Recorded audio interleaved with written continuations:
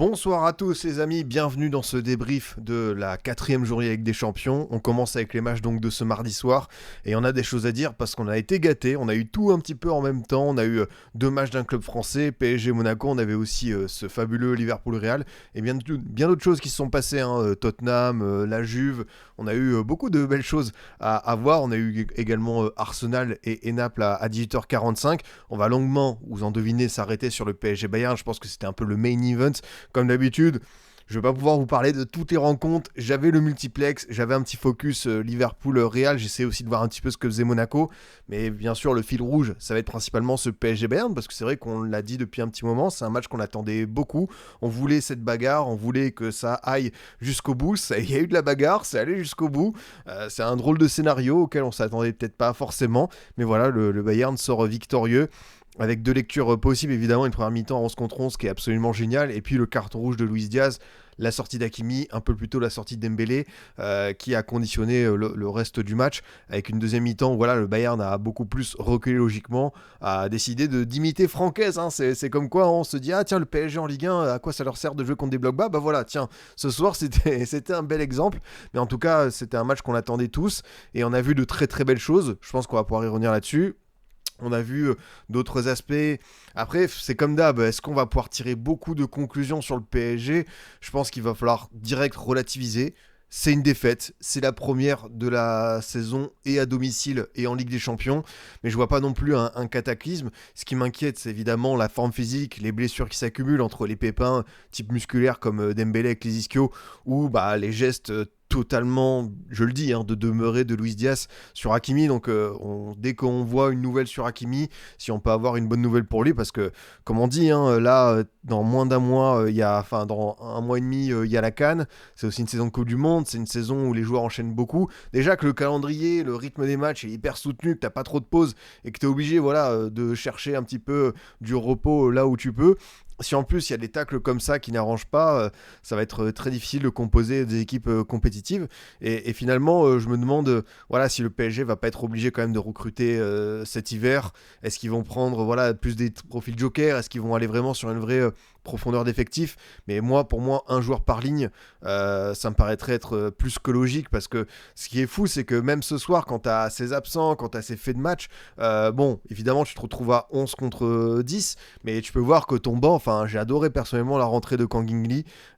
C'était une des vraies belles réjouissances, je pense, de la soirée. João Neves aussi, comme d'habitude, avec sa générosité, sa disponibilité aussi dans la surface, parce que João Neves, il fait 1m74 et on l'a trouvé 2-3 fois, que ce soit sur son but, que ce soit de la tête. Le petit bonhomme, il réussit toujours à se mettre en évidence, et c'est quand même pas un hasard.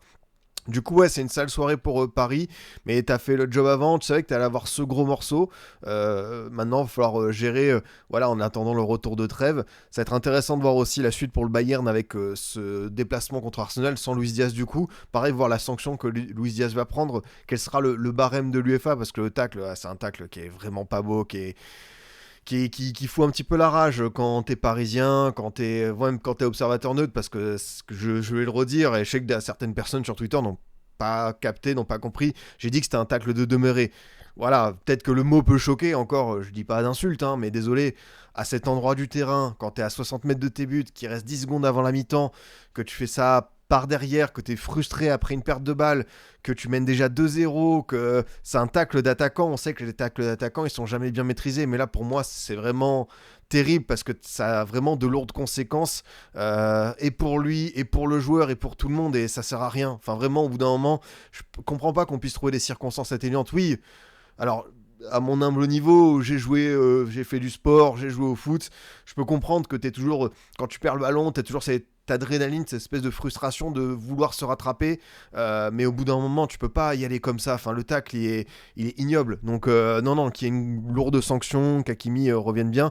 Et c'est terrible parce que Luis Diaz, il fait une mi-temps qui est très bonne, comme le reste de ses copains.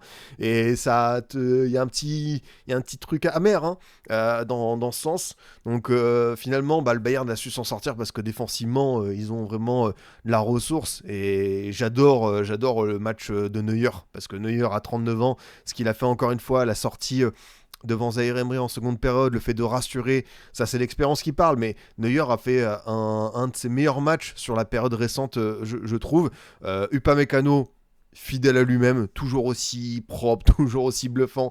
Vraiment, le changement de dimension qu'il a atteint ce gars-là, enfin, un statut de vrai top 5 mondial, et un match comme ça, tu sais que normalement tu dois répondre présent, et il le fait. Et à ses côtés, bon, il y a Konrad Elmer aussi, qu'on apprécie tous ici, qui est en train de devenir, pareil, hein, une référence à ce poste latéral droit. Jonathan Tah, bah écoutez, Jonathan Tah, qui, je pense, pour beaucoup ici est synonyme de joueur un petit peu, on peut dire, soit fragile, soit le mec qui peut faire la fameuse boulette. Et franchement, son match ce soir, il est très très bon. Il a été concentré jusqu'au bout. J'ai vu aussi, tu sais, des petits détails où il s'est encouragé avec ses coéquipiers quand il a fait un gros tacle. Je crois que c'était sur Gvara ou sur Lee. Il s'est, tu vois, checké la main avec ses partenaires. Donc même lui, je pense qu'il avait besoin de ce match, cette belle perf un peu référence. Son début de saison était bon, mais là, ce soir, il a fait comprendre que ouais, il était un titulaire du Bayern, et que quand tu es titulaire du Bayern, c'est pas... c'est pas anodin de passer là-dessus, quoi. En tout cas, j'espère que vous allez bien, que vous êtes en forme. Je vois que vous êtes nombreux, avec quelques habituels comme Hugo, ASSE, comme Thibaut. Ah, Thibaut, il pourra nous parler, hein, évidemment, de ce Bayern qui terrorise la Bundesliga, étant supporter de Dortmund. Et ça aussi, hein, bon, il y a une première mi-temps, il y a une deuxième mi-temps, mais sur la première mi-temps, ça vous montre bien que le Bayern, ils affrontent pas juste que des peintres, ou ils n'ont pas eu un calendrier, et encore ils ont affronté Chelsea en Ligue des Champions facile. Le Bayern cette saison, c'est une sacrée machine, et comme d'habitude, hein, on se donne rendez-vous au printemps et tout. Vous connaissez ma petite take, hein, à savoir que le Bayern était mon favori pour la Ligue des Champions. Faut juste qu'il n'y ait pas de blessure, mais sur le potentiel du 11, les retours de Moussiala et Alphonso Davies, c'est difficile de ne pas s'enflammer pour cette équipe. Parce que Compagnie, il est en train de, tactiquement, apporter quelque chose de très intéressant dans l'intensité, dans vraiment ce que cette équipe dégage. Moi, j'aime énormément, quoi. Donc je disais, ouais, salut aussi aux petits nouveaux, parce que je vois qu'il y a Foudou, il y a également... Marvalou, il y a Jibiance, il y en a quelques-uns qui font leur première apparition. Il y a Dodo qui demande: salut, si tu sais pourquoi il n'y a pas le CFC sur Canal? Alors, si, je pense qu'il y a un débrief, mais peut-être que comme tu étais sur le multiplex, on sait que ce soir Canal avait mis le multiplex en clair. Je pense que tu devrais switcher, à moins que tu aies profité justement de, bah, comme on dit, hein, ça a le bon goût du gratuit, et peut-être que tu n'as pas, tu n'as pas basculé sur ça, quoi. Donc on verra pour la suite. Mais ouais, une soirée Ligue des Champions qui, écoutez, ici, on a vu le petit Slavia Arsenal, sympa, encore une fois, Arsenal qui enchaîne un 8e match de suite avec un clean sheet. Ah, le CFC en clair sur Canal, bah vas-y alors. Essayer d'aller voir, mais moi j'avoue que j'ai coupé directement, donc je pourrais pas vous renseigner là-dessus. Ouais, Arsenal, encore un clean sheet, le 8e, je crois que c'est un record depuis les années 30. C'est juste, enfin, c'est une stat.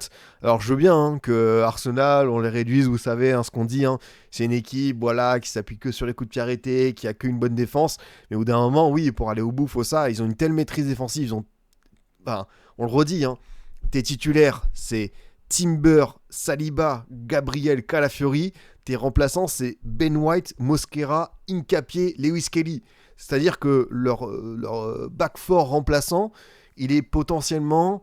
C'est un back four qui est top 10 mondial. Je pense qu'on peut y aller là-dessus tranquillement, et peut-être selon les circonstances les mettre un peu plus haut, parce que quand je vois certaines défenses d'équipes européennes, ouais, je pense que peut-être on peut aller plus sur du top 8, top 6. Après top 5, ce serait peut-être un petit peu trop s'enflammer, mais sincèrement, ce qu'ils ont fait comme profondeur de banc à ce poste, c'est juste... Bah, en fait, j'ai pensé Oscar, mais c'est vrai que combien serait titulaire au Barça? Tu peux te poser la question, quoi. Ça, c'est clair et net. Donc, match qui était pas le plus spectaculaire, mais tu vois encore une fois à quel point Arsenal il maîtrise très très bien ça. En plus, t'as beaucoup d'absents. Ils ont réussi à, je trouve, voilà, avoir des joueurs capables de se sublimer dans des rôles différents, à l'image de Merino qui m'a encore un doublé. Donc, c'est propre, quoi. Je suis fan barcelonais, mais à part Baldé, bon, ouais, j'y pensais. Bah, Koundé, il traverse une mauvaise période, donc je t'aurais dit, entre Koundé et Timber, en ce moment, il n'y a pas photo. Entre Ben White, voilà, tu pourrais te dire, mais sinon, oui, tu te dis que Hincapié, Mosquera, tout ça, ouais, ça place tous les jours en Catalogne. Ça, je suis bien... Je suis bien d'accord avec toi. Et puis on a enchaîné sur ces matchs de 21h. J'attendais beaucoup, vous le savez, ce PSG Bayern. J'ai été conquis par la première période parce que j'ai vu une proposition footballistique du Bayern absolument géniale, une équipe qui a été voilà remarquable sur tous les aspects. Donc franchement j'ai adoré dans l'agressivité, et quand je parle d'agressivité c'est pas le tacle de Luis Diaz, hein, je pense qu'on se comprend, mais vraiment dans le pressing, d'être une équipe de mort de faim, la manière d'aborder cette rencontre, d'aller chercher all PSG, de profiter de la moindre erreur à l'image du deuxième but et même de certaines relances qui ont été hasardeuses. C'est vrai que le PSG nous a habitués à un certain standing dans les relances propres et avoir assez peu de déchets. Et là, c'est vrai qu'on a vu que finalement, le Bayern a réussi un petit peu à rentrer dans leur tête. Et le match défensif qui a aussi été très très bon. Donc pour Compagnie, évidemment, voilà, va falloir gérer la suspension de Luis Diaz, certains états physiques, parce que quelqu'un l'a dit dans le chat, c'est vrai, j'ai trouvé aussi qu'Olise était fatigué. Et ce qui est bien aussi pour ce Bayern-là, c'est que tu gagnes et que tu fais cette mi-temps en ayant un bon Harry Kane dans son registre, comme on avait pu le voir dans le classiqueur, qui redescend bas, qui fait un petit peu de la distribution, qui a ce rôle de playmaker, qui est un vrai liant, des fois entre l'attaque et le milieu, alors que c'est lui le numéro 9. Mais comme Harry Kane sait tout bien faire, ça tu dis que ce joueur a une capacité vraiment pour se transcender qui est fabuleuse. Et tu réussis à gagner et faire cette première mi-temps sans avoir le Harry Kane 10 sur 10 du début de saison. Donc tu te dis que même quand Kane n'est pas à son meilleur niveau, tu peux gagner sans lui. Et ça, je pense que pour Compagnie, c'est aussi une très très bonne nouvelle.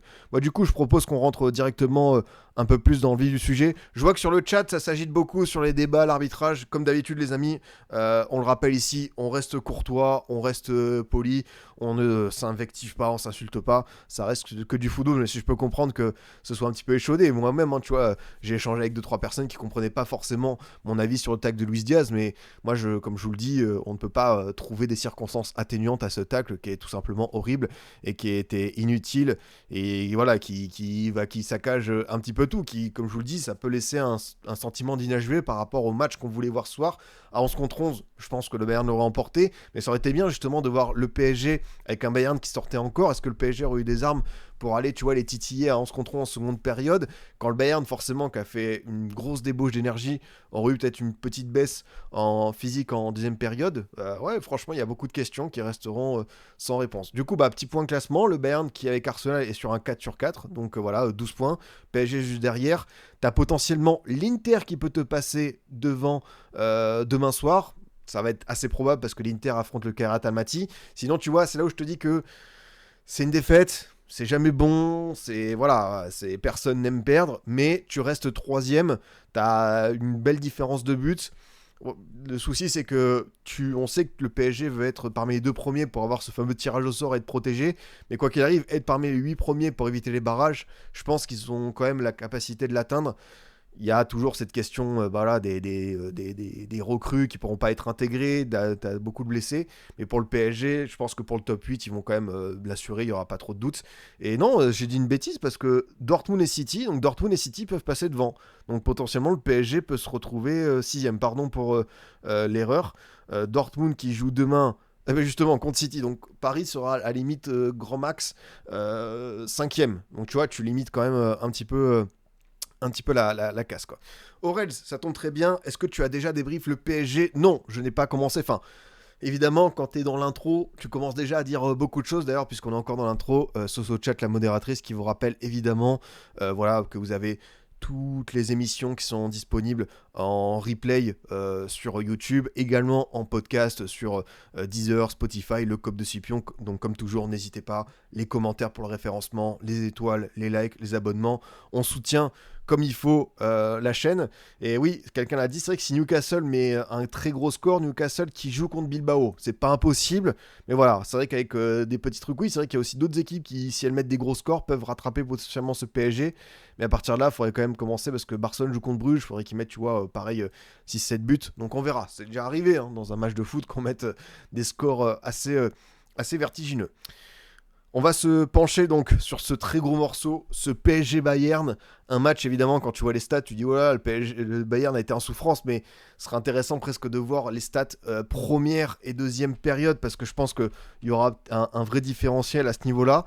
C'était une rencontre qu'on voulait voir, c'était le plus gros test de la saison pour les deux équipes, donc forcément, tu allais avoir potentiellement beaucoup d'indications. Ouais, voilà, première mi-temps, du coup, Le PSG a quand même la possession, mais t'es à 1,29 d'XG contre 0,47. T'es à 4 grosses occasions contre une. T'as tiré un peu plus. T'as Chevalet qui fait un arrêt supplémentaire que Neuer. Mais en gros, t'as été plus dangereux. Et après, évidemment, à seconde mi-temps, tu commences là avec le carton rouge. Et là, oui, tu passes à 14% de possession. Donc, c'est vraiment le match de samedi dernier au Parc contre Nice. 1,54 d'XG contre 0,16. 19 tirs à 2. 7 arrêts de Neuer. C'est vrai que Neuer a fait un match, encore une fois, vertigineux ce soir. Alors, on va commencer peut-être par ordre chronologique. Comme je vous le dis, j'ai été épaté par forcément cette énergie et cette envie d'aller chercher haut le PSG, de leur faire mal. On savait que le Bayern avait cette approche, que finalement les choix de compagnie étaient assez guidé par les formes actuelles, par les statuts, mais tu te rends compte que ce Bayern-là a quand même commencé à poser de très belles bases en attendant les retours d'Alphonso Davies et de Jamal Musiala, parce qu'un Serge Gnabry, tu vois, on l'a dit souvent, c'était un joueur qui était un peu en perdition, qui était un peu comme Sané, voilà, un joueur, le 12e, le 13e homme, il était là un peu par défaut quand il y avait des blessés. Mais sincèrement, le fait de l'avoir replacé en numéro 10, juste derrière Kane, avec cette déviation géniale sur le premier but, et de lui offrir une vraie liberté, avec son petit bandeau tel un meneur de NBA, Sonny Abri, il a vraiment pris ce rôle à cœur, et franchement, ça fait plaisir de revoir un Niabri à ce niveau-là, parce que ouais, depuis peut-être le... Alors il y a eu un Niabri évidemment version Ligue des Champions 2020, la victoire 7-2 à Tottenham, son quadruplé, mais ça fait vraiment un bon moment qu'on l'avait pas vu, en plus dans un registre différent à ce niveau. J'aime bien franchement voir comment est-ce qu'il peut évoluer dans cette zone, et ça fait partie des vrais bons gagnants de la nouvelle ère compagnie, parce que lui revient à un excellent niveau. Sané il a pas réussi à, tu vois, le tirer vers le haut. Coman est parti en Arabie Saoudite, mais Niabri franchement dans ce rôle, moi, je l'aime beaucoup. Luis Diaz, on va faire un Luis Diaz avant la blessure, puis après. Luis Diaz, très très bon dans la finition, un poison toujours aussi difficile à canaliser. Il y avait eu des doutes sur sa signature, comment ça, le Bayern prend un ailier de 28 ans, et on se dit qu'en fait ça reste un joueur d'une dimension supérieure, parce qu'il transmet, parce qu'il inspire, parce qu'il dégage aussi une forme de crainte. Et pareil, le deuxième but, quand il va le chercher dans les pieds de Marquinhos, je vois un joueur qui est vraiment... qui est possédé, qui a envie vraiment de faire mal à l'adversaire, et qui est très malin parce qu'il réussit à pas faire faute, et ça c'est fort de sa part. Après bon, malheureusement il était peut-être, certains ont dit, la mi-temps du Bayern était tellement parfaite, est-ce qu'il n'y avait pas un petit peu trop d'énergie que tu n'arrivais pas à canaliser, d'adrénaline supérieure, et finalement tout le monde s'est un petit peu enflammé à l'image de Luis Diaz sur ce tag, parce qu'en plus voilà, il le conteste, le carton rouge. Il y a aussi une image qui est assez terrible, c'est que Compagnie tout proche, parce que le tac il se passe vraiment devant les zones techniques, et Compagnie qui fait comme ça non du doigt. Bon, je pense que quand tous les Bavarois vont revoir ça à tête reposée, ils se rendront compte que c'était rouge tous les jours, et que c'était vraiment une évidence absolue de sanctionner Luis Diaz comme ça, quoi. Luis Diaz, le match typique d'un Sud-Américain sous paris sportif. C'est vrai que c'est une performance digne de Paqueta, qui a été capable vraiment de fulgurance comme ça, de carton un peu improvisé, et du coup ça a conditionné beaucoup de choses pour ce Bayern-là, comme on l'a dit en introduction. C'est hyper positif pour compagnie d'avoir réussi à dégager ce collectif, cette machine en termes de pressing, de récupération, d'intensité. Tout ça sans avoir un Olysée qui a déjà fait de bien meilleurs matchs, et un Kane qui, je trouve, a été encore une fois très bon à la distribution. Mais là où on attend un numéro 9 comme Harry Kane, vous le savez comme moi, c'est dans la zone de vérité. Et là, ce soir, c'était pas son moment. Il en aura d'autres dans la saison. Et quand je dis il en aura d'autres, c'est une dizaine, une vingtaine, voire une trentaine. Mais pour compagnie, c'est, je trouve, hyper valorisant d'avoir cette équipe qui fait cette mi-temps référence, sans deux de tes individualités phares devant, qui sont un peu moins épatantes que d'habitude. Donc je te rends compte, et c'est là où je trouve que c'est bien de la part du Bayern de montrer que ouais, il y en a, c'est pas qu'une addition finalement de joueurs plus, c'est aussi cette possibilité de mettre en avant un gros collectif où tout le monde peut tirer son épingle du jeu. Tu vois, ce soir c'était Luis Diaz avant le carton rouge, c'est Gnabry qui est décisif, c'est derrière Upamecano, t'as Leimer, Neuer qui sont énormes. Un autre jour, ce sera le double pivot Kimmich-Pavlovic qui sauvera tout le monde. Ce sera Kane dans un match bourbier qui te mettra le but du genou qu'il faudra. Et puis peut-être que tu auras en février un retour salvateur de Musiala. Donc t'as envie de t'enflammer pour ce Bayern parce qu'il est attachant, il a de la personnalité, il y a de très très beaux joueurs de football. Donc non, franchement, ça, j'aime bien ce que je vois. Et finalement, bon, la saison est encore très longue, hein, mais tu te dis que cette équipe, elle a des armes pour... c'est comme d'hab, il faudra les sortir quand tu verras les moments fatigues en Ligue des Champions.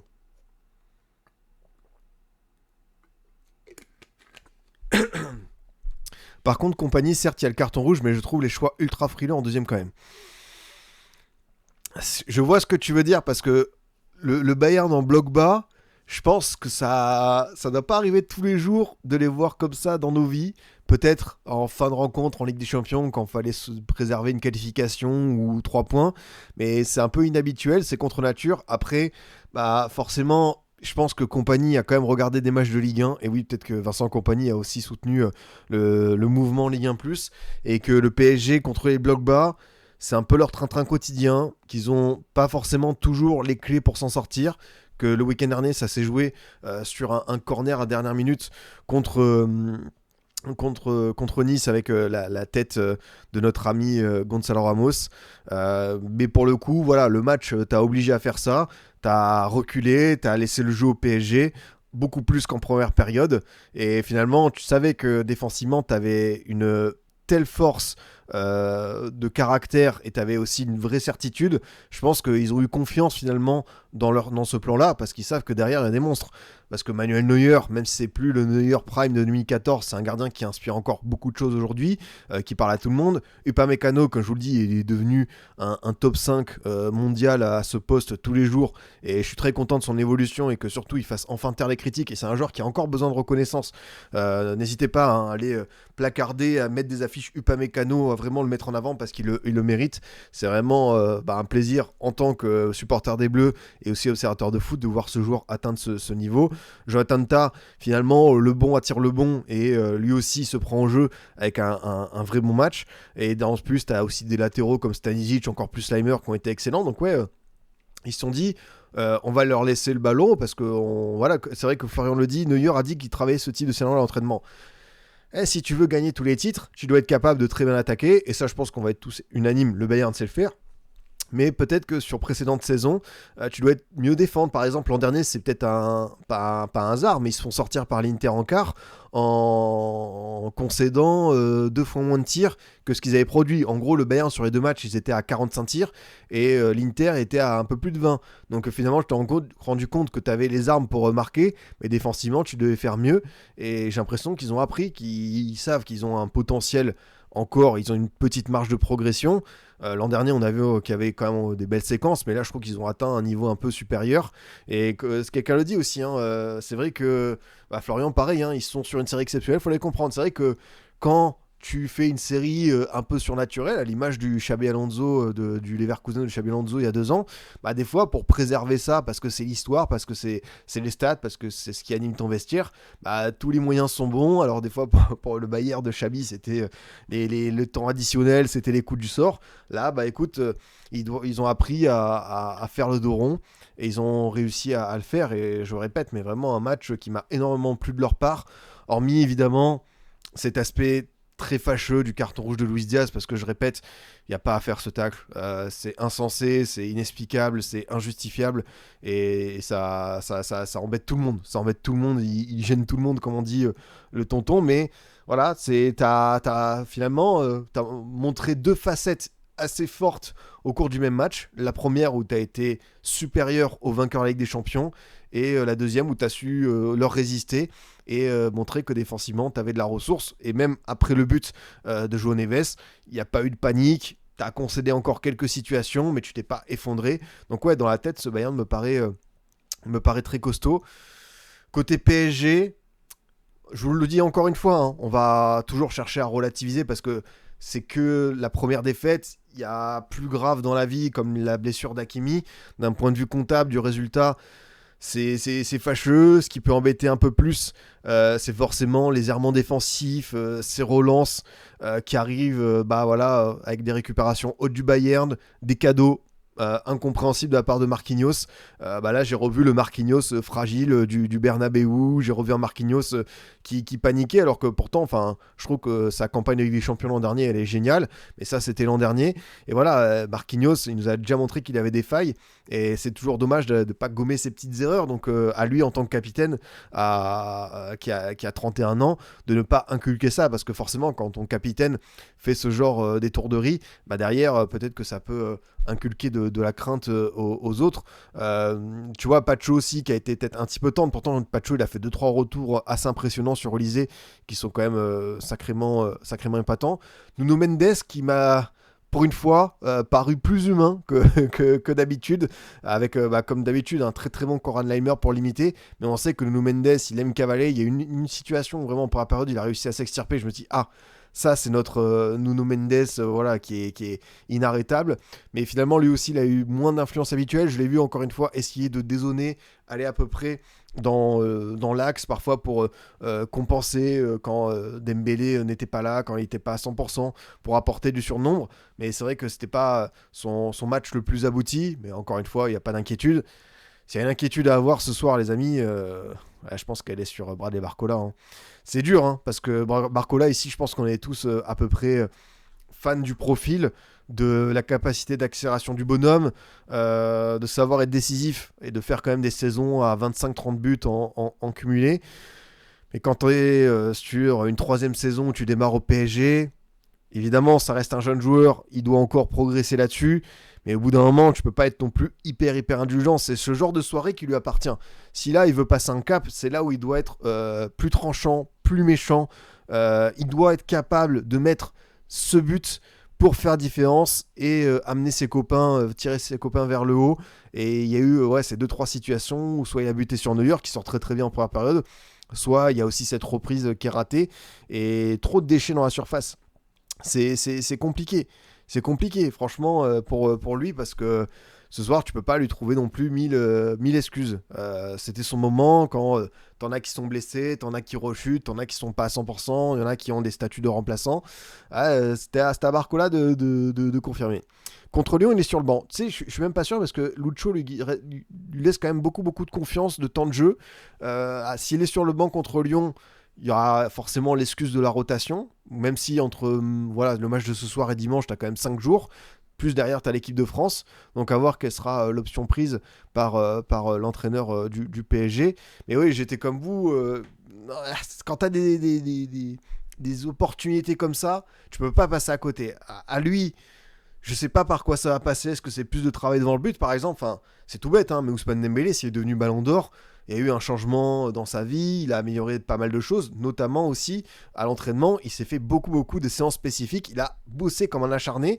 Barcola, j'ai aucun doute sur son hygiène de vie, sur le fait qu'il soit impliqué à 100% entraînement, mais peut-être un peu plus s'entraîner devant le but, parce que c'est là où pour l'instant ça pêche et c'est encore trop tendre, quoi. J'ai pas envie de dire que c'est Bambi comme à l'époque de Daniel Riolo suite au match de Newcastle, mais il doit nous montrer plus, surtout qu'encore une fois ça commence à devenir un peu un cadre, même si c'est un jeune joueur, mais c'est quand même un joueur qu'on voit beaucoup au PSG pour sa 3e saison, et il peut pas passer à côté de rendez-vous comme ça, où son équipe a besoin de lui, et beaucoup dans le chat le disent, et je suis d'accord avec vous, Kang In-lee a fait une excellente entrée. Alors, est-ce que Kang In-lee, s'il avait démarré, aurait fait ce match, ou est-ce que c'est parce que c'est un remplaçant qu'il a toujours cet impact, un peu comme Gonzalo Ramos?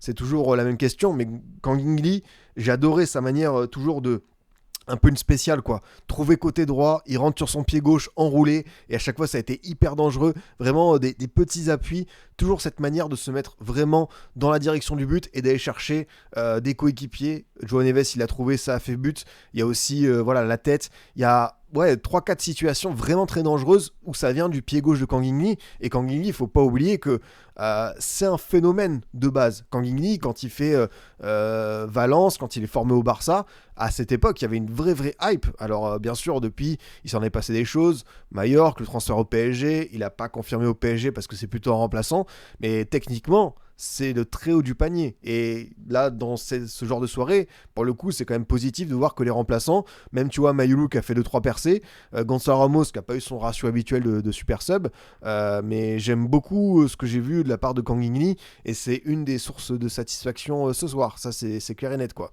Il était MVP du coup du monde du vin. Oui, avec la Corée du Sud, il avait vraiment marqué les esprits il y a 4-5 ans de mémoire. Donc non, c'est pas n'importe qui. Il sort pas comme ça, voilà, au hasard. Et ouais, il a failli sauver le PSG parce que même, tu vois, João Neves, l'entrée est très très bonne. Hein. Je vais parler de l'impact du banc. Je vais pas évoquer Neves parce que bah voilà, c'est un joueur qu'on est tellement habitué à voir. C'est vrai que s'il n'y avait pas eu cette histoire d'âge, parce que je crois que c'est Désiré Doué qui a eu le Golden Boy, pour ceux qui ne savent pas, mais Neves a 1 an de plus que le critère requis qui était né en 2005. Et ouais, je pense que je l'aurais donné à Neves parce que tu as ce joueur, qu'est-ce qu'il cavale, qu'est-ce qu'il te donne sur le terrain, c'est fou quoi. Moi, je vous le redis, je l'ai découvert à Benfica et j'ai vu un milieu de terrain de poche très énergique, hyper volontaire, vraiment avec toujours cette touche technique de la formation benfiquiste où il sait très bien se positionner, il connaît parfaitement son corps, il sait jouer sous pression. Mais ce que j'aime avec le Neves du PSG, c'est un joueur qui ose beaucoup, qui se projette énormément dans la surface. N'oubliez pas sa tête plongeante contre City, son triplé contre Toulouse. Et si tu as Neves qui est déjà un milieu de terrain très complet, qui dans les 30 derniers mètres en plus, il te donne des stats comme ça ou des petits frissons, qui peut l'arrêter en fait, qui peut l'arrêter. Donc non, Neves, vraiment, vraiment bonne l'entrée. Après, on va commencer à parler d'autres choses qui peuvent fâcher. Ouais, on connaît rien en interne, mais je comprends pas l'attitude d'Embélé. Dembélé, j'ai aussi du mal à la comprendre. Parce qu'on avait plein de sons de cloche différents. Oui, il a participé à l'entraînement collectif, mais après Nice, il y avait une espèce d'alerte. C'est un joueur qui revient d'une blessure assez fâcheuse d'un point de vue musculaire. C'est comme d'hab, hein, si c'est comme le staff de l'équipe de France, il y a eu le feu vert médical. Bon, le coach il s'est dit ok, je peux utiliser mon ballon d'or, mon attaquant numéro 1, et puis on y va. Mais bon, entre ça et peut-être un joueur, on sait toujours que c'est des blessures que tu traînes un petit peu et quand t'es pas à 100%. Est-ce qu'il fallait pas mieux le préserver? Et puis mince quoi, il sera pas dans la liste de Didier Deschamps pour les prochains matchs éliminatoires. On va nous priver encore de Dembélé quoi. Alors que nous on a tout bien fait pour qu'il se rétablisse à temps pour les ultimes rencontres de qualif contre c'est contre qui? Azerbaïdjan et Ukraine. Donc ouais, en plus on a vraiment besoin de lui parce que sinon on n'a pas le vivier pour. Et ouais, Courbis, c'est vrai qu'on a eu coach Roland hier qui est invité et lui ce qu'il disait toujours c'est qu'il y a le feu vert médical, mais d'un coach qu'il a eu à Toulon, il disait toujours tu rajoutes 8 jours de plus et comme ça t'offre une petite marge.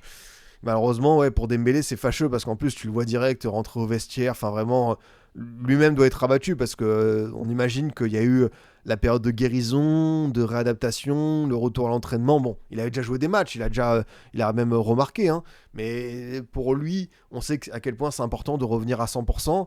Et là, peut-être que le retour à 100%, il se fera en deuxième partie de saison. Donc, ça va être un contre-la-montre pour lui. Merci beaucoup à Auré870 pour le petit Prime.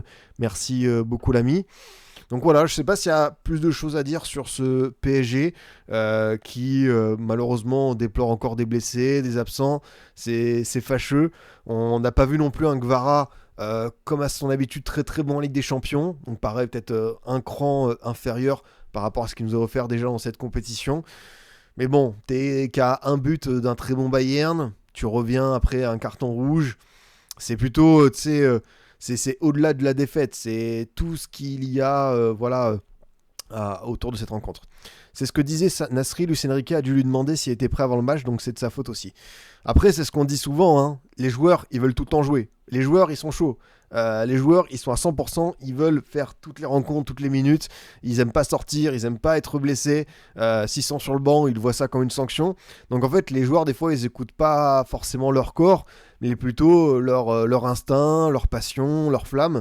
Et c'est ça qui peut les perdre par moment, à l'image de Dembélé, quoi. Donc c'est difficile pour lui, quoi. Par contre, avec tout ça, j'espère qu'on sera actif sur le mercato hivernal. Je pense que c'est une certitude qu'il y aura des recrues cet hiver. Je ne peux pas croire qu'avec tout ce que tu vois, et surtout que tu vas peut-être avoir des blessures un peu longues. Alors, on a toujours dit qu'Hakimi, ils n'avaient pas pris de doublure parce que justement, ça va être difficile d'avoir du temps de jeu derrière lui. Mais au bout d'un moment, quand tu sais ce qu'Hakimi, il enchaîne qu'entre les JO, tout ça, l'an dernier, il a fait une saison à 70 matchs. Là, c'était reparti pour. dans un monde idéal, bien sûr, j'envoie ce chèque de 20 millions d'euros à Strasbourg pour Guéladoué. On y va tous les jours. Mais voilà, Guéladoué, je pense qu'on est tous d'accord pour le faire venir à Paris. Mais voilà, que veut Luis Enrique? Est-ce qu'il veut finalement un groupe de 16-17 joueurs très concernés? Est-ce qu'il veut éviter un effectif large, comme ça peut être le cas dans d'autres périodes du Paris Saint-Germain, et avoir des joueurs avec peu de temps de jeu? C'est ça qui est relou, quoi. Ouais, je suis d'accord avec toi sur ta liste de course, Valou, un latéral polyvalent, un milieu en offensif. Je pense que c'est bien pour combler à la fois les blessures qu'on a pu observer, et puis peut-être rapporter aussi un petit peu de valeur ajoutée.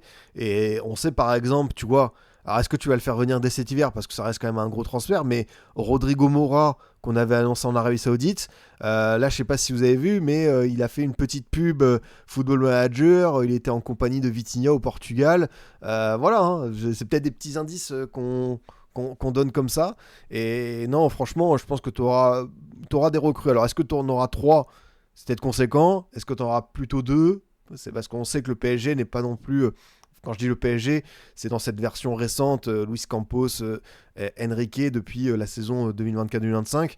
Tu fais pas non plus des mercatos pléthoriques. Mais là, pour le coup, même si t'aimes beaucoup tes Titi, t'aimes beaucoup tes Njantou, tes Mayoulou, tes Mbaye, tes Camara, t'as quand même besoin d'avoir un petit peu de renfort. Ça, je pense qu'on est tous unanimes là-dessus, quoi. Je pense qu'en tant que René, on peut leur envoyer Attebourg, je trouve super intéressant. Après, Luis Enrique est tellement un magicien qu'il pourrait même réussir à retrouver le Attebourg de l'Atalanta, qui sait. Ça pourrait être le cas. Mais non, franchement, ça va être curieux de voir ce qui va se préparer au niveau du mercato. Le PSG, je pense, a quelques liquidités, même si c'est vrai qu'ils ont envoyé quand même 140 millions sur 2 joueurs avec Zabarni et Chevalier. Mais on va voir. On va voir ce que ça va donner dans ce sens. Je pense qu'on a à peu près tout dit sur ce PSG Bayern. Voilà, on a été assez complet. Demain d'ailleurs, je crois qu'on a rendez-vous soit midi, soit 13h avec hors-jeu pour faire un débrief Ligue des Champions. Donc vous avez le rendez-vous. On aura un petit supplément. On reverra des choses à froid. Faire de l'analyse à froid, c'est toujours aussi bien. Bon, moi j'aime bien aussi faire à chaud parce qu'il y a l'avis du public. Puis je pense que vous connaissez mon envie toujours de prendre un petit peu de hauteur, même si évidemment on sort du match, on est un petit peu bouillonnant. C'est pas mal aussi de pouvoir en discuter comme ça juste après. On enchaîne avec les autres matchs de la soirée. On va pouvoir un petit peu survoler ça. Et cette victoire de Monaco qui fait bien plaisir parce que Monaco est dans les 24 premières équipes. Monaco qui du coup a 5 points et se replace un petit peu. On sait que Monaco va enchaîner un autre match à Paphos au retour de la trêve. Et c'est une très bonne nouvelle parce qu'on savait que Monaco avait 2 matchs jouables, accessibles. Il y avait Bodo à l'extérieur, donc c'était pas non plus le plus facile parce qu'on sait que les Norvégiens à la maison sont vraiment pas simples à faire déjouer. Et t'as ensuite les Chypriotes de Paphos. Et écoutez, de ce que j'ai vu de Monaco, un match qui fait bien plaisir parce que ils n'ont pas eu énormément de situations, mais t'as quand même eu cette très belle action entre Balogun et Akliouche, où tu as un 1-2 et Balogun qui s'extirpe un petit peu côté gauche et presque dans un angle impossible. Il allume le gardien de Bodo Glimt, Kaikin, et il vient transformer ce premier but. Donc voilà, ça fait vraiment bien plaisir à voir. Monaco qui fait un nouveau clean sheet. Donc Monaco a perdu contre le Paris FC. Sinon, entre Toulouse, Tottenham et ce soir à Bodo, tu en sors encore, t'es à 3 sur 5. Donc on sait qu'il y a quand même une équipe monégasque qui a quelques difficultés dans ce sens. Et c'est vrai que Philippe Cohn a été bon. C'est vrai que Philippe Cohn en a sorti 3-4. Je me suis dit, franchement, il a plutôt les gants chauds et c'est positif. Quand même, c'était un match qui se disputait dans des conditions pas simples du tout. On le sait que Bodo Glimt, c'est au nord du cercle polaire. T'es sur un synthétique et tu as aussi, t'avais une pluie un peu diluvienne, donc pas simple du tout d'évoluer dans ces conditions-là pour les 22 acteurs. Et finalement, c'était un match qui était bourbier et Monaco s'en est bien sorti. Et c'est bien parce qu'on sait que par exemple, il y a des matchs bourbiers où cette saison, ils ont totalement plongé, comme le match à Bruges où ils ont perdu 4-1, il n'y a pas d'état d'esprit. Là, j'ai vraiment un Monaco où ça travaillait, où c'était solidaire, où derrière ça a bien résisté avec Salisouk, Enrique Kerrer, cette défense à 3 que Pocconi espère, insiste pour mettre en place. Et non, c'est bien pour eux parce qu'ils ont vraiment su aller chercher les 3 points. De toute façon, on le redit, hein, le parcours monégasque, il fallait cette victoire pour espérer ce petit matelas de points pour aller chercher ensuite la qualif, puisqu'ensuite tu vas donc à Paphos le 26 novembre. Avant Noël, Tu auras ce Monaco-Galatasaray. Donc t'es à Monaco, t'es à la maison, mais bon, le stade sera 100% turc. Ça va être une folie. Et retour de vacances, enfin post-trêve, tu vas au Real et tu reçois la Juve. C'est pas la Juve de Del Piero, de Trezeguet, de Nedved, de Patrick Vieira, de Thuram, de Buffon, de Cannavaro. Je pourrais citer tout le 11. Donc il y a un monde où quand même Monaco, sans être un Monaco génial, va chercher quand même sa qualification tranquillement par les 24. Et c'est vrai que le match à Paphos, si tu as 8 points après 5 journées, je pense que ça peut valider pas mal de choses et t'offrir une petite marge sur les matchs suivants. Tu auras 2 matchs à domicile contre Gala et contre la Juve, en sachant que tu vas récupérer Zakaria, tu vas récupérer Camara. Pogba, je vous le laisse, hein, je ne sais même pas quand est-ce qu'on pourrait le revoir sur un terrain, et si on le revoit un jour sur un terrain, tu auras d'autres hein, comme Vanderson, tout ça. Et non, c'est une très belle chose pour ce Monaco-là, qui a su aller chercher cette victoire qui leur fait tant de bien, et surtout une belle réaction après le match contre le Paris FC. On a vu encore une fois ce qu'on n'aimait pas de Monaco, à savoir un gros déficit de réussite. Là, ils n'ont pas eu 100 000 occasions, ils l'ont bien converti, et niveau solidarité, c'est comme d'hab. Est-ce que ça peut durer? Parce que les entraîneurs à Monaco, on aime bien on aime bien les pousser dans leur retranchement, on aime bien faire comprendre que dans le vestiaire, mon coco, c'est pas toi qui dirige, c'est plutôt les sénateurs, les cadres de l'équipe. Donc Poconelli arrive quand même avec une proposition intéressante, ce système à 3, quelques choix de joueurs, voilà, finalement les Crépin Diatta, tu vois, qui s'étaient retrouvés titulaires, les Kassim Ouattara aussi qui enchaînent beaucoup dans les rôles de piston. Ça va être pas mal de voir aussi quel mercato va pouvoir faire Monaco pour apporter quelques retouches à ce que veut Pocololi. Est-ce que tu vois, il y aura peut-être un milieu de terrain supplémentaire pour compenser un Camara qui va partir à la canne? Est-ce que tu vas prendre un pur piston encore plus pour jouer dans ce système-là? Et pour l'instant, c'est vrai que ça tourne plutôt bien. Et un mot aussi sur Mika Biret qui a quand même mangé une semelle de folie avec un carton rouge. Vraiment, la semelle était assez horrible. Vraiment, c'est le genre de choses, je pense que en plus avec cette météo là, ça doit quand même bien piquer quoi. Monaco doit faire un choix entre la Ligue 1 et la LDC parce que les deux c'est compliqué avec leur effectif. Alors, je vois ce que tu veux dire, mais au final, même dans ce début de saison qui est un peu chaotique, ils sont 5e, 20 points, à 4 points du PSG et 2 points de l'OM. Donc rien d'inadmissible. Là, c'est vrai qu'ils vont avoir un calendrier qui va quand même se durcir un petit peu. Va falloir aller chercher des points là où tu peux, parce que tu enchaînes Lens, t'as Rennes, retour de trêve au Horizon Park, t'as donc ce match à Paphos, tu reçois le PSG, tu vas à Brest, tu reçois Galatasaray, tu vas à Marseille, et après tu auras la Coupe de France, et au retour tu reçois Lyon. Donc c'est vrai que ça va être tendu, mais petit à petit, tu vas récupérer quand même des joueurs, et surtout n'oublions pas que même si Monaco se durcir un petit peu, tu es gentil toi, bah oui, je le dis comme je vois, enfin oui, je suis pas non plus en fait à chaque fois tu dis que les équipes ont un calendrier de l'enfer. Regarde Nice on a promis l'enfer en Ligue 1, ils ont battu Lyon, ils ont les gagné à Rennes, ils ont battu Lille. Donc Monaco, des fois ils aiment bien aussi peut-être se bousculer un petit peu et jouer des affiches comme ça, que les matchs où tu dois aller un petit peu cravacher contre le Paris FC, tout ça quoi. Donc peut-être ça leur correspond un petit peu mieux, mais comme je vous le dis, Monaco va récupérer des joueurs petit à petit. Là déjà, on va laisser passer 2 semaines et la trêve. Et même si c'est un Monaco qui nous inspire peut-être pas grand-chose, n'oubliez pas que ils ont des joueurs quand même que tout le monde aimerait avoir en Ligue 1. Enfin, Léa Cliouche par exemple, tu vois, il est titulaire, hormis au PSG, il est titulaire partout. Donc t'as quand même des joueurs, même si c'est vrai qu'on peut se moquer d'eux, on peut se dire c'est une équipe voilà, qui est un peu fainéante.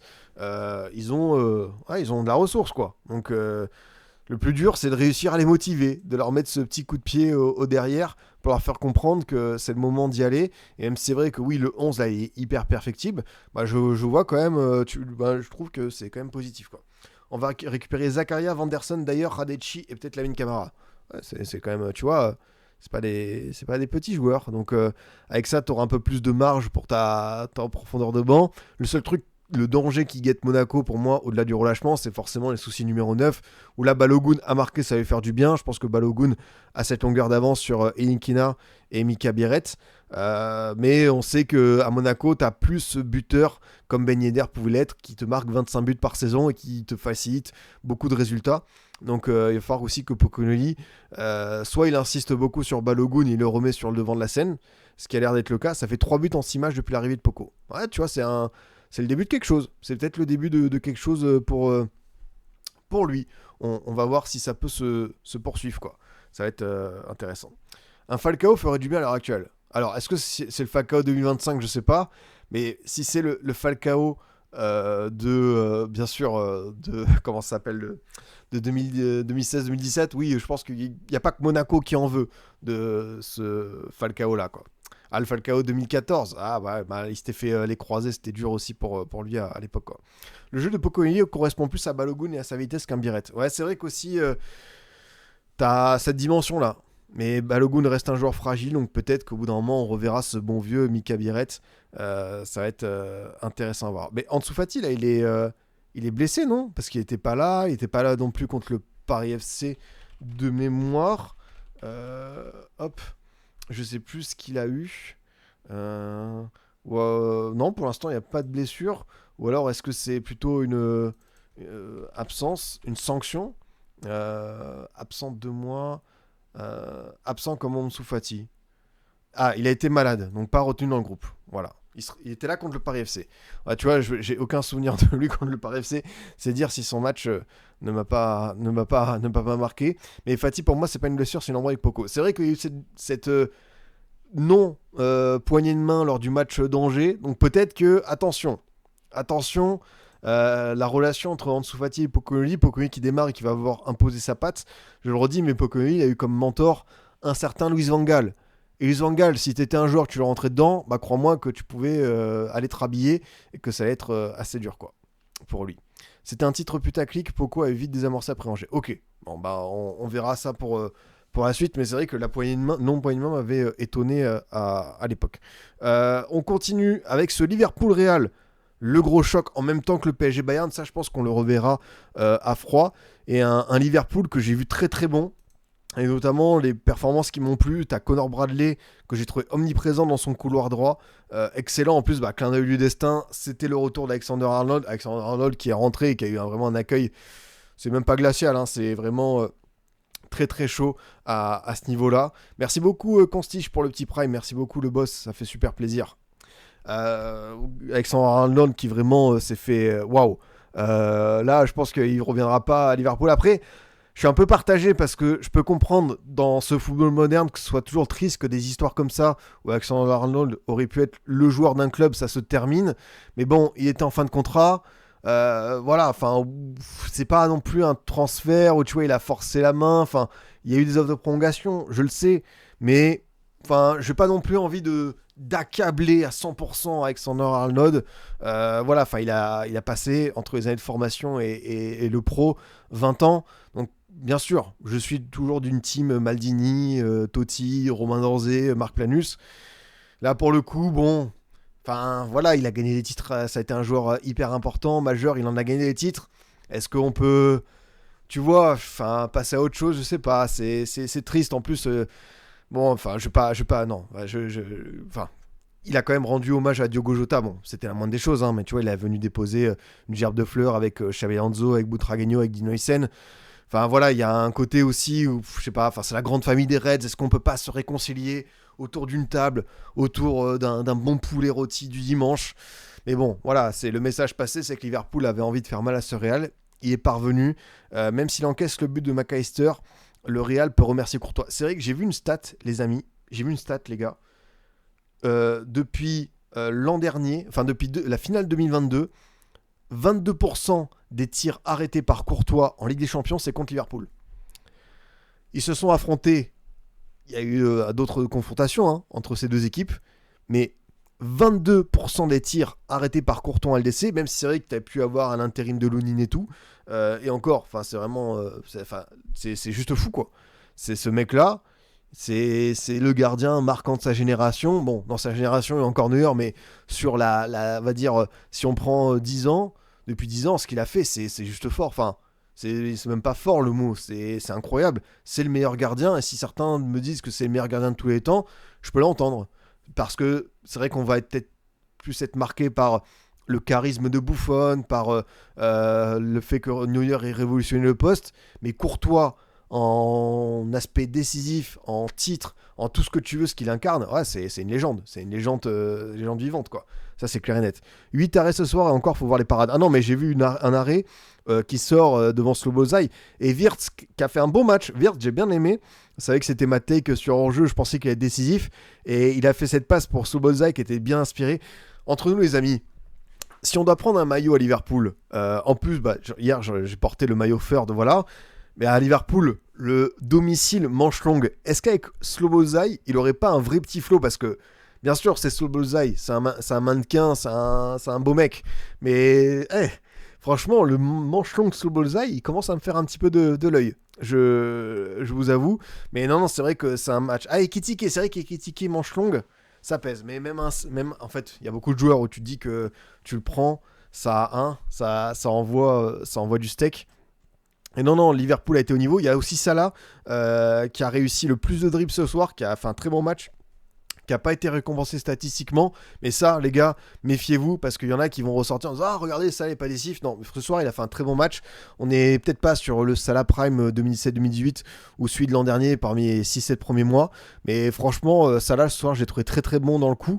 Et finalement, Liverpool s'est hissé à la hauteur du rendez-vous. Je pense que Slot est pas loin de trouver son équipe type, son 11 idéal pour poursuivre sur cette lancée.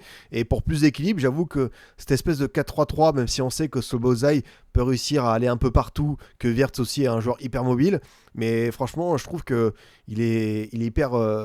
c'est une équipe qui ce soir a peut-être fait son meilleur match de la saison. Ça termine 15-0. Il y a eu des victoires cette année, mais à chaque fois, c'était à la 85e, c'était dans le temps additionnel, tout ce que tu veux.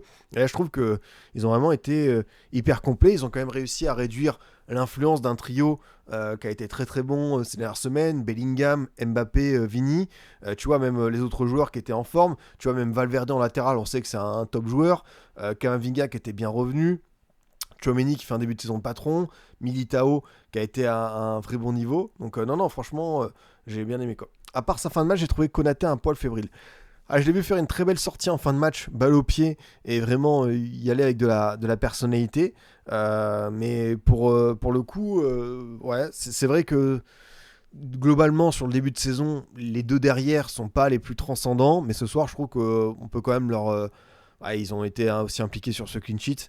Ils ont été quand même plutôt bons. Carrera, ça a été pas mal aujourd'hui.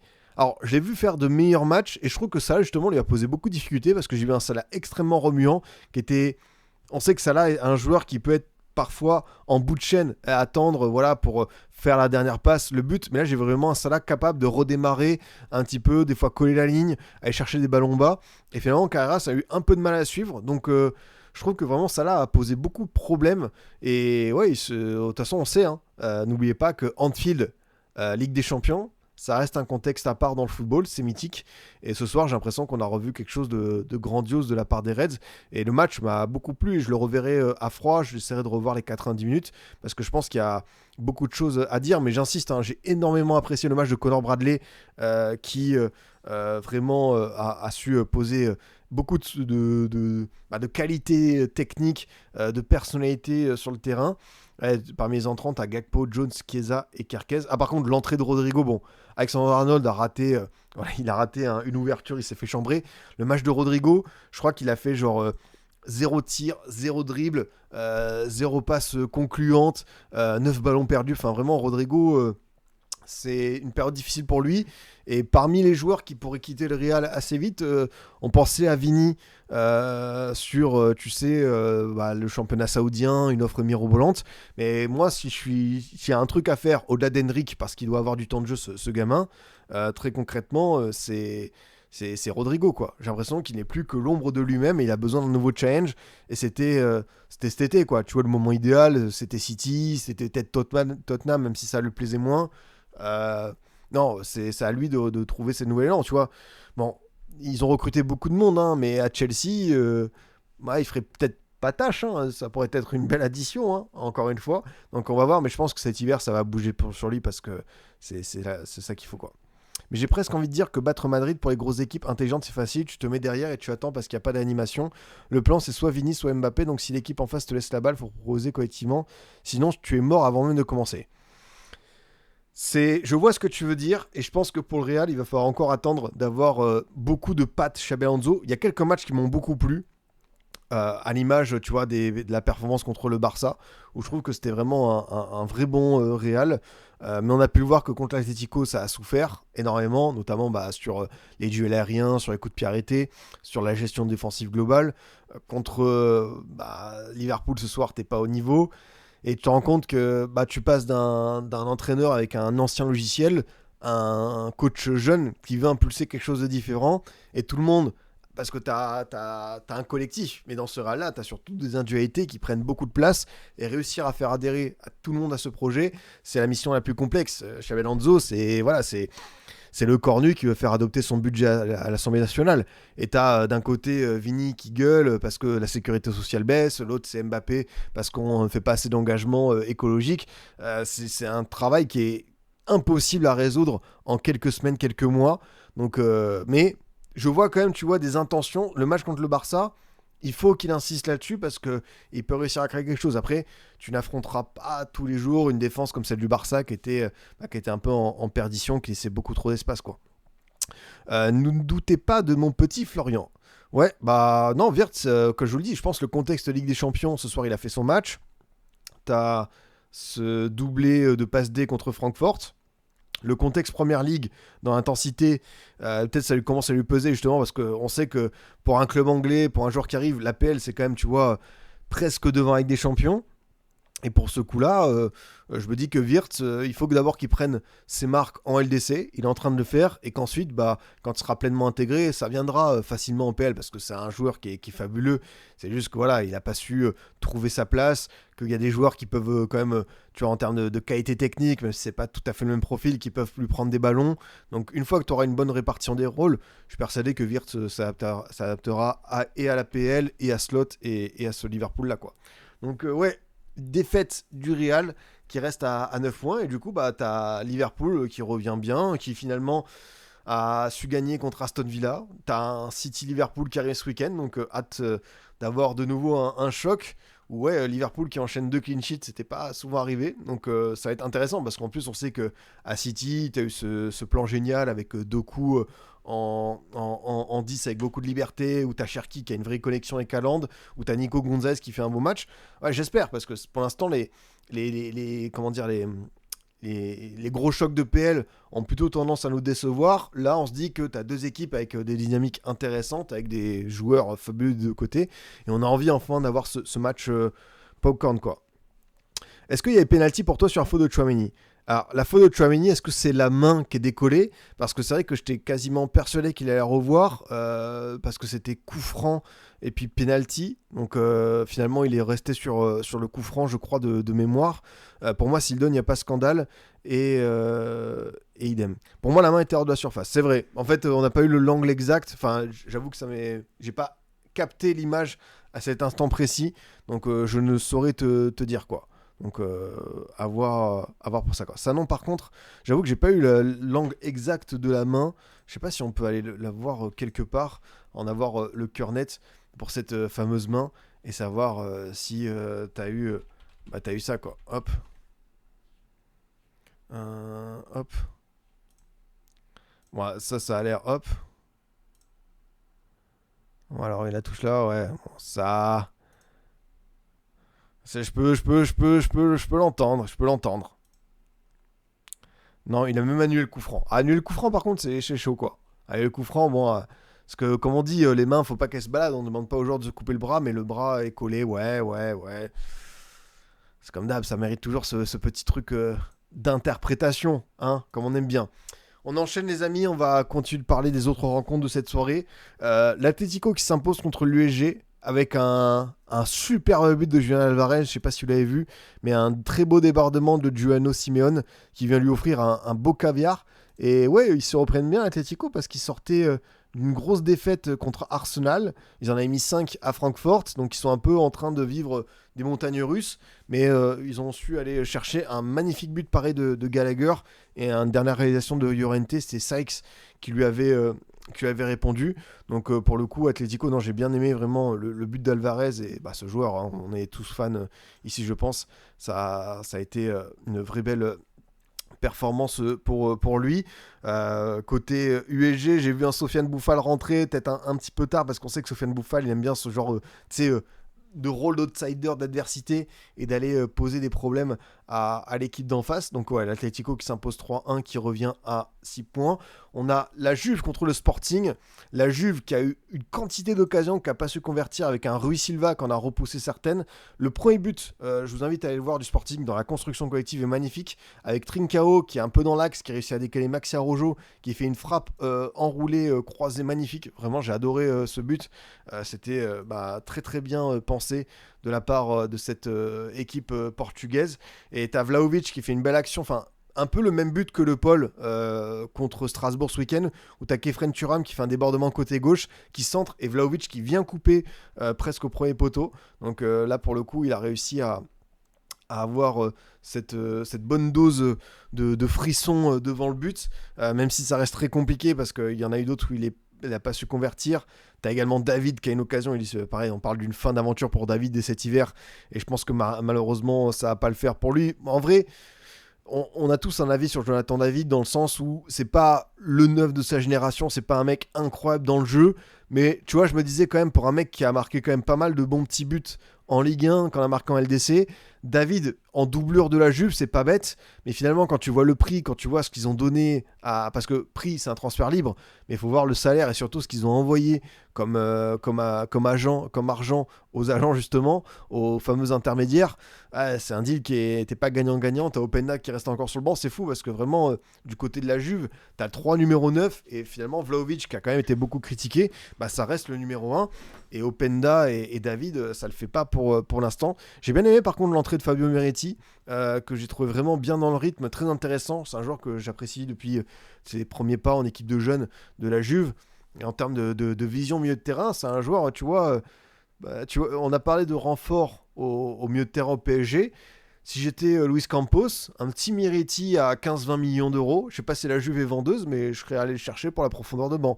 On sait qu'on n'a pas envie d'aller chercher des trentenaires du côté PSG, mais Miretti, à mon avis, ça doit être 2003, 22 ans, donc je pense qu'il pourrait t'apporter quelque chose, parce que j'aime, dans une équipe en plus qui collectivement tourne déjà très bien, ça pourrait être quelque chose. Ouais, Spalletti, c'est un bon choix d'entraîneur. Spalletti, j'aime bien parce qu'il a longtemps été l'entraîneur de la Roma, une équipe pour laquelle j'ai de l'affection, et qu'il y a eu de belles équipes sous Spalletti. Ça a été un Naples qui a été épatant en termes de jeu, d'émotion, qui a été une équipe très attachante.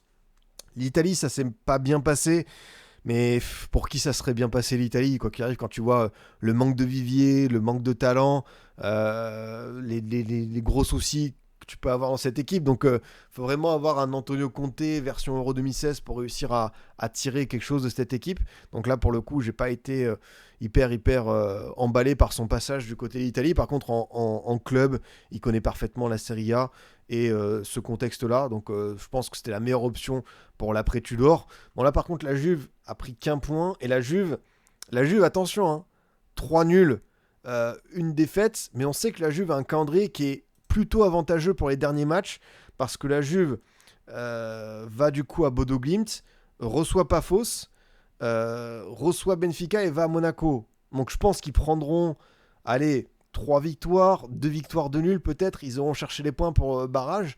Pour le barrage, mais attention, hein, parce que tu peux te retrouver peut-être 19e, 20e, et là, t'as du gros relou en face, ça pourrait être quelque chose, quoi. Ah oui, on sait que Spalletti, il a fait un tatouage évidemment très inspiré avec le logo de Naples, et je pense qu'on va tout le temps le voir en manche longue, hein, parce que ça peut être assez rigolo cette histoire. Tottenham qui s'impose 4-0 contre Copenhague avec un but. Je pense que vous avez déjà vu passer l'image de Van de Ven. Van de Ven, c'est simple, il récupère le ballon entrée de surface, et il s'est dit pourquoi pas traverser tout le terrain. Hop, il arrive au niveau de la ligne médiane, il se sort d'un pressing de 3-4 joueurs, il fait un dribble, et en fait il a une espèce de 1 contre 1 à jouer avec un des derniers défenseurs de Copenhague. Il le bat au sprint, et il arrive ici là à l'entrée de la surface côté gauche, et il envoie une merveille de frappe premier poteau, sèche, limpide. Qui est ce mec en fait? Qui est ce mec? Enfin vraiment, t'es défenseur central, tu fais une action comme ça, Pripouchkas, bah, tu sais quoi, s'il est dans la sélection, ça peut être. Et oui, Son, il en avait marqué un comme ça avec Tottenham, du côté, je crois que c'était à la maison contre Burnley de mémoire. J'ai aussi souvenir de ce but qui était assez fantastique. Erling Van de Ven, mais à Tottenham surtout, c'est Gareth Bale. Ça rappelle le grand Gareth Bale qui avait fait des misères à Maicon en Ligue des Champions du côté de Giuseppe Meazza en 2010-2011. C'est un but qui était, enfin une performance avec ce triplé qui était fantastique. Donc non, franchement, une merveille de but. Et je pense que ça permet aussi de rappeler à quel point Van de Ven, à 100%, c'est un des meilleurs potentiels de défenseurs. Ce gars-là, c'est juste fou. Je suis très fan, moi, du duo Romero-Van de Ven. Tottenham, pour moi, avait chuté sous Postecoglou en PL parce que les deux avaient enchaîné des blessures. Mais pareil, à 100%, c'est une des meilleures charnières en Europe. J'adore ce qui transcende. C'est vraiment un joueur Van de Ven. Enfin, déjà, son sauvetage l'an dernier, il avait sorti le ballon contre United en Europa. Hop, il avait fait un pied tendu, c'était assez fou. Mais physiquement, c'est une bête. Et en plus, il se met à mettre des buts comme ça. Attention, hein, ça va commencer à donner le tournis. Ce que j'ai vu de ce match, c'est surtout des buts et de vrais jolis buts, à l'image de la réalisation d'Audebert où tu as un espèce de grande change de la surface et notre ami Kolo Muani qui fait un contrôle porte-manteau et qui la met en retrait pour son coéquipier. Donc bien pour Kolo Muani qui est décisif, qui on sait qu'il revient d'une longue absence parce que il n'a pas joué, parce qu'il a besoin de récupérer du rythme, il a traîné des micro-blessures. Et franchement, le match de Kolo Muani, j'ai l'impression que ça avait l'air d'être assez encourageant. Xavi Simons aussi, qui a été passeur sur le but de Brian Johnson, mais qui fait des débuts. Pourtant, sur le papier, je vous l'ai dit, hein, j'étais fan de voir Xavi Simons arriver, même si mon option préférée, c'était Morgan Gibbs-White, qui finalement a prolongé à Nottingham. Mais Xavi Simons, pareil, lui aussi, c'est un joueur qui a besoin de se rassurer un petit peu dans le même contexte que Wirtz. Ça commence à lui peser. Et non, ce soir, il n'y avait pas coup douce. T'avais Danso, Paligna, Richarlison qui a raté un penalty, le fameux penalty du 4-0, enfin pour un 5-0 c'est vrai que Dan Scarlett a fait une sacrée entrée, j'ai bien aimé aussi. Vraie réaction d'orgueil pour les Spurs avec ce non-match contre Chelsea en PL, je sais pas si vous l'avez vu, mais défaite 1-0, 3 tirs je crois dans le match, aucun état d'esprit, et à la fin Thomas Frank qui se prend un vent et par Van de Ven et par Jed Spence. Donc quand même assez fâcheux parce que le gars vient d'arriver. C'est vrai qu'ils sont passés à côté de leur match. Mais en plus tu te dis, si ça commence à avoir des brouilles dans le vestiaire, relation joueur-coach, ça va pas être évident. Et là ils se sont rattrapés comme il faut. C'était que Copenhague entre guillemets. Mais je les ai vus faire vraiment de jolis buts et un petit peu faire parler la poudre. Et cette équipe elle a un bon potentiel de poil à gratter. Mais comme c'est Tottenham, des fois ils peuvent retomber dans leur travers. Et je sais que au retour de la trêve, il y a un match que je vais pas mal attendre. On l'attend toujours. Oh, samedi, le fameux match de PL de 13h30, c'est Manchester United. Oh, franchement, on est gâtés. Parce que j'ai l'impression que depuis 2-3 semaines, mon petit match, mon petit bonheur, là, c'est cette rencontre-là, du samedi 13h30, juste après avoir mangé pour se mettre parfaitement dans le week-end foot. Là, on va avoir un Tottenham United et retour de trêve, le North London Derby contre Arsenal. Arsenal qui est sur une série tellement impressionnante. Arsenal qui joue qui ce week-end? Qui joue à Sunderland. Donc, c'est une équipe qui est quatrième, qui peut marquer un but, mais il y a un monde où ils peuvent faire encore un clean sheet, ça ferait 9, ils peuvent faire une série de 10, et ce sera un très beau cap symbolique, de 10 matchs sans encaisser de but contre Tottenham. Donc ça va être intéressant à voir, et on sait pareil que ce sont des matchs un peu particuliers, ça va être sympa à voir. Comment ça la trêve? Il y en a une la semaine dernière. Et oui mon ami, je rappelle que jeudi 14h, qu'est-ce qu'on a? On a Alice de Dédé qui va déplorer malheureusement les absences de Dembélé et de Doué, qui ne pourra pas compter sur eux. Et ça, c'est évidemment fâcheux pour nous, supporters de l'équipe de France, qui avons besoin de ces joueurs. Parce que sinon, encore une fois, on va avoir des débats. Pourquoi vous appelez Thauvin et tout? Donc, vous savez qu'il vous reste à faire dans les médias pour, pour éviter ça, quoi.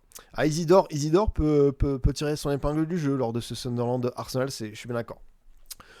Le Olympiakos PSV Eindhoven, le bon petit match hipsterico, un bon quart de finale d'Europa League. On a quand même eu, en 2025, un but de Jason Martins. J'espère que vous êtes accrochés parce que oui, je vous l'apprends, Jason Martins joue encore au foot. Jason Martins joue dans une équipe qui est en Ligue des Champions. Et Jason Martins est encore capable de marquer un but. Et en plus, il a mis un sacré pétard. Vraiment, il a mis une frappe côté droit. Il s'est un petit peu décalé. Il a vraiment allumé la cage de Kovar. Assez fabuleux. Quel but, très belle frappe. Au passage, pour le PSV, j'adore leur maillot bleu marine avec le petit damier. Il y a un petit design un petit peu années 2000 de la grande époque du PSV, Van Bommel, Philippe Cocu, Bouma, tout ça. Ça rappelle quelques beaux petits trucs, les Sud-Coréens aussi, Park, Lee Young-pyo. Et finalement, c'est Ricardo Pepi qui a égalisé à la suite d'un coup franc. Donc le PSV qui bonifie pas forcément sa victoire contre... comment ça s'appelle, contre Naples, mais le PSV qui est du coup, ouais, une victoire, deux nuls, donc tu vois, ils sont à 5.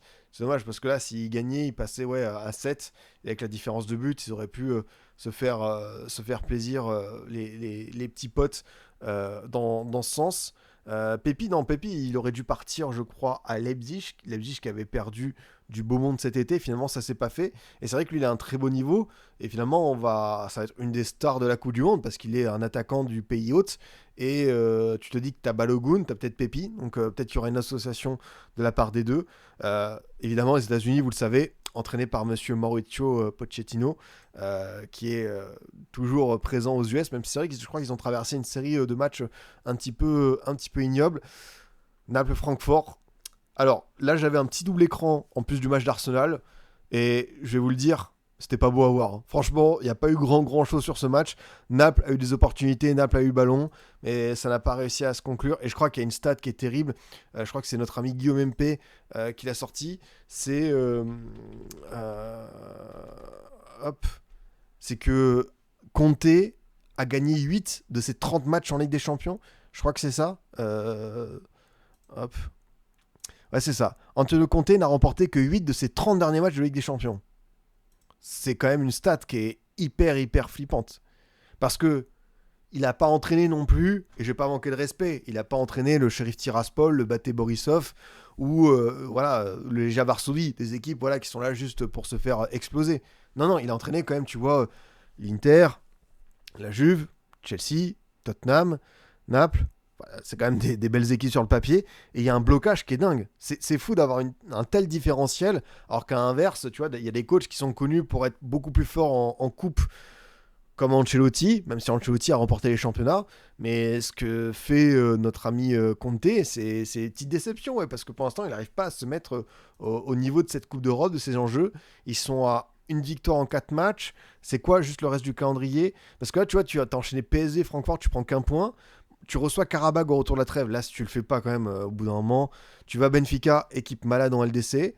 Tu vas à Copenhague, tu reçois Chelsea. En vrai, s'il prend pas 3 victoires au moins sur Copenhague, Benfica, Karabakh, faut lâcher l'affaire, quoi. Là, c'est finito, quoi. Même si je veux bien, c'est vrai que tu as des blessures importantes comme Lukaku ou De Bruyne plus récemment. Tu as quand même fait un beau mercato à 150 millions d'euros. Tu dois être en mesure de faire des résultats en Ligue des Champions. Après, ce qui est bien, c'est qu'ils sont toujours ils sont premiers. Ils sont pas toujours. Ils sont toujours premiers en Serie A. Donc, tu vois, ils tiennent ce rythme. Et en championnat, il y a ce savoir-faire. Mais en LDC, il y a un vrai souci, quoi. C'est quand même fou, hein, de la part de ce coach qui, bah, comme je le dis, j'apprécie énormément sa personnalité. J'apprécie beaucoup son style, son identité, sa manière d'arriver et immédiatement d'avoir un impact. Bon, en LDC, ça reste pour l'instant une grosse tache noire sur son parcours d'entraîneur. Et c'est pas normal parce que qu'il y ait des accidents industriels dans une équipe, je veux bien. Mais là, t'en as quand même sur 5-6. Au bout d'un moment, tu peux te poser des questions, quoi. Et puis dernier match avec ce Slavia Prague Arsenal à 18h45. Arsenal, voilà, bah, c'est simple, 0 but encaissé encore en LDC. Il n'y a que l'Inter ouais, qui peut les imiter demain soir contre le Kairat. Et un match encore une fois, alors c'était pas le match le plus spectaculaire, le plus emballant. Beaucoup de fautes, beaucoup de trucs hachés, beaucoup de revisionnage, de trucs. Enfin, c'était pas un match, tu vois, avec un rythme dingue. Par contre, c'est fou à quel point, à chaque fois qu'il y a un corner, qu'il y a une touche, qu'il y a un coup franc, c'est presque le même temps de préparation qu'un penalty. Vraiment, il y a une caméra isolée sur Nicolas Jauvert, ça se concentre là-dessus. C'est qui la dernière équipe italienne à avoir remporté avec des champions? Bah, c'est du coup l'Inter en 2010, l'Inter de Mourinho. Mais vraiment, t'as l'impression que ce truc des coups de pied arrêtés, c'est des une pièce maîtresse absolue, quoi. Enfin, vraiment, ils sont parfaitement rodés. Tu vois tellement de déplacements à surface, tu vois que tu vas chercher second poteau, tu vois que tu as toujours un mec qui peut venir pour couper premier poteau. Ça se connaît par cœur. Tu as Rice qui échange beaucoup avec Jover, avec son staff pour savoir quelle zone. Donc, même si certains disent oh là là, ça nous saoule, bah non, non, ils ont réussi à maximiser un des aspects du football que tout le monde connaît, mais que eux ont réussi à élever au rang d'art, quoi. Et je sais que ça plaît pas à tout le monde, mais il faut juste respecter ce qu'est en train de faire Arsenal, ce qu'est en train de faire Nicolas Jover, Arteta, les joueurs. C'est bluffant, enfin. Vraiment, ils paraissent difficiles à déjouer sur deux aspects fondamentaux, la défense et les coups de pied arrêtés. C'est bon courage pour aller les chercher. Alors on sait que sur les coups de pied arrêtés, des fois, c'est à la limite du correct, où t'es limite proche de ceinturer le gardien et tout. Mais là, pour le coup, il y a pas mal de séquences quand même où ils inscrivent des buts, où c'est juste eux qui font les bons gestes dans la surface, et il n'y a rien à dire, quoi. Et j'ai bien aimé le match de Saka, qui a quand même marqué ce penalty, qui a été voilà, dans tous les bons coups, et Merino, évidemment. Merino, les gars, 19 buts en 2025 pour un milieu de terrain de formation. Alors c'est vrai qu'on a déjà vu des milieux de terrain marquer beaucoup de buts. Plus récemment, tu as eu Bellingham, tu as eu Reinders, avant, on a eu Lampard, on a eu Gerrard, des milieux comme ça qui étaient capables soit de marquer des pénaltys, soit de s'inviter aux abords de la surface et de faire parler leur frappe. Mais Merino, c'est bien plus qu'un milieu de terrain aujourd'hui. C'est un mec qui est remplaçant en numéro 9. Et à la base, ce gars-là qui était remplaçant, bah finalement, c'est presque le meilleur finisseur d'Arsenal. Dans une équipe où tu as Gyökeres, t'as Saka, t'as Havertz, t'as Jesus, t'as du monde hein, devant, t'as Martinelli, t'as du monde qui peut prendre, tu vois, ce rôle finalement de finisseur. Mais Merino, tu vois, le déplacement sur le premier but où il vient couper comme ça, mais c'est toujours un petit ouatif du football parce que c'est pas le plus explosif, c'est pas le plus rapide, mais tu te demandes si un Merino un peu plus vif, est-ce qu'il aurait pas pu avoir une carrière de numéro 9 plus qu'honorable? Parce que franchement, ce qu'il a réussi à faire depuis l'an dernier, quand il y avait plus grand monde, que plus personne pouvait jouer devant, et ça fait un match à Leicester, je m'en souviens, où il a eu un déclic, et je me suis dit, ah ouais, c'est ça quand même ce qu'est capable de faire Arteta, de convaincre tout le monde que Merino peut aller marquer des buts importants dans la course avec des champions et aussi pourquoi pas en LDC parce qu'il fait des très bons matchs aussi contre le Real. C'est un mec qui est capable de performer en neuf et en PL et en LDC et avec l'Espagne en matchs internationaux parce que les amis, on va juste aller voir les stats de Mikel Merino en 2025 avec l'Espagne, mais en fait c'est Fernando Torres Prime. Enfin, on nous l'a caché pendant je ne sais combien d'années, mais on a vraiment le successeur de Villa Torres. En fait, il était là, quoi. Il a marqué du coup quart de finale aller contre les Pays-Bas en Ligue des Nations. Il a marqué contre la France. Il n'a pas marqué contre le Portugal. Sinon, en éliminatoire, il a marqué contre la Bulgarie. Il a marqué un triplé contre la Turquie. Il n'a pas marqué contre la Géorgie. Il a marqué un doublé contre la Bulgarie. Ça fait 8 buts en 8 matchs. Donc voilà, il a parfaitement équilibré tout ça. Ah ouais, c'est ça, ouais. 8 buts en 8 matchs pour un milieu de terrain de formation. Parce que pourquoi pas, quoi. Franchement, c'est juste fou ce que ce gars réussit à faire. Et comme je vous le dis, hein, Arsenal, là, moi, je suis de plus en plus estomaqué.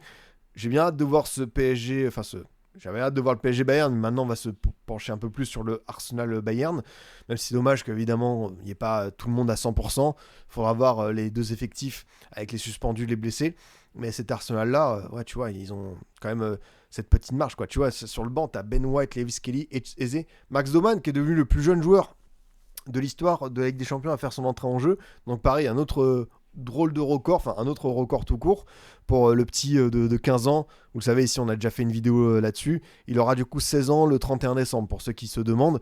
Mais Max Doman, ouais, c'est phénomène de l'académie et Arsenal compte toujours sur ces jeunes parce que bah, t'as Saka qui est là, t'as Nwaneri qui est présent également, t'as Lewis Kelly qui rentre, t'as Max Doman qui suit le truc, t'as André Harriman Hanous, autre jeune joueur avant-centre de 2007 qui fait ses premiers pas. Donc c'est beau parce que tu tends la main, c'est Arsenal.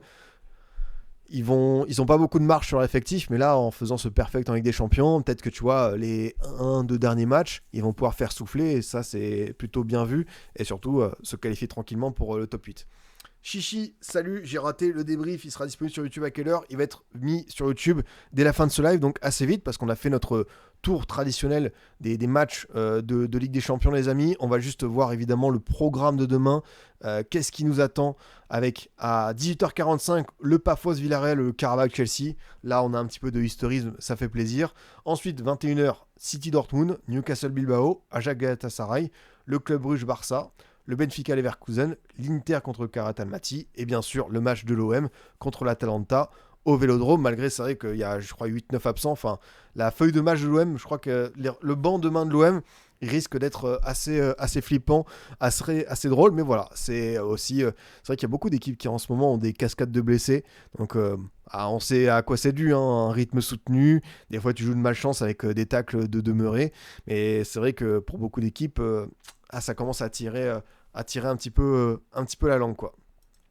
En tout cas, merci à vous de m'avoir suivi. Toujours un plaisir de faire ces débriefs Ligue des Champions, de faire ces débriefs en votre compagnie. Merci de votre soutien. N'hésitez pas, évidemment, à aller voir les autres contenus de la chaîne. Il y a encore des interviews, il y en a d'autres qui vont arriver.